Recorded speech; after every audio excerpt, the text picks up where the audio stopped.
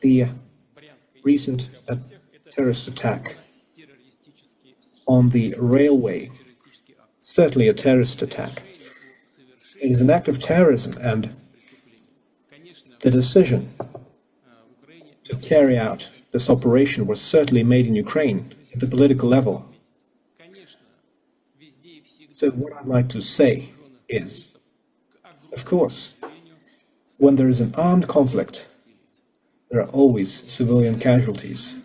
But what happened in the Bryansk region is a targeted strike against civilian people.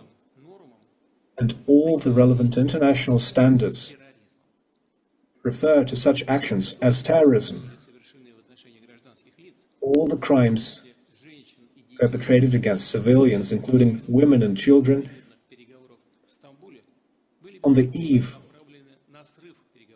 of another round of talks at Istanbul, were clearly aimed to disrupt the course of the negotiating process. It was a deliberate strike, and it only confirms our suspicions that the illegitimate regime in Kiev that came to power through a coup is now being reborn as a terrorist organization, and its sponsors become supporters of terrorism.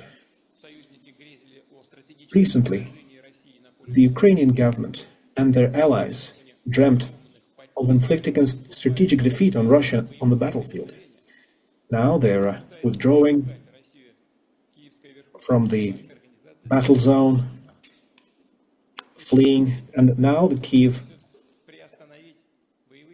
regime is trying to resort to terrorist attacks. At the same time, they're asking for a ceasefire. They're asking for top-level meetings. But how can we organize such meetings when something like this is happening? What is there to talk about? How can we negotiate with those who are resorting to terrorism?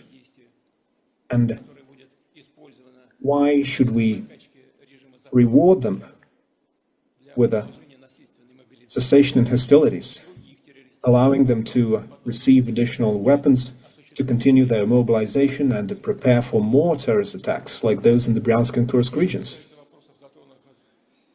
As to the questions raised by Mr. Lavrov, we already had a discussion on this regarding the questions about the level of our delegation and humanitarian pauses. According to international practice, the level of a delegation is determined by the country the delegation represents. And this level can only be assessed by those people and by those experts who have a clear authority and a certain level of competence. The heads of the corrupt regime that is known to be corrupt throughout the world cannot boast such competence.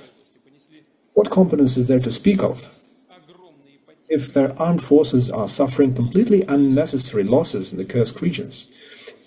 And now they're suffering more losses in the battlefield.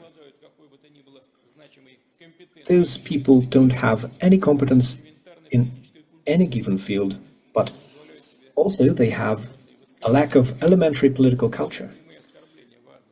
If they allow themselves to make such statements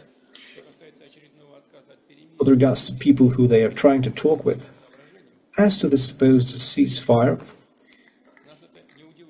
the requests for the suggestion to stop the combat for a day or two that they rejected is something that we have seen before, because they are afraid of peace. They are afraid to lose their power, and holding on to power is more important to them than the lives of their people.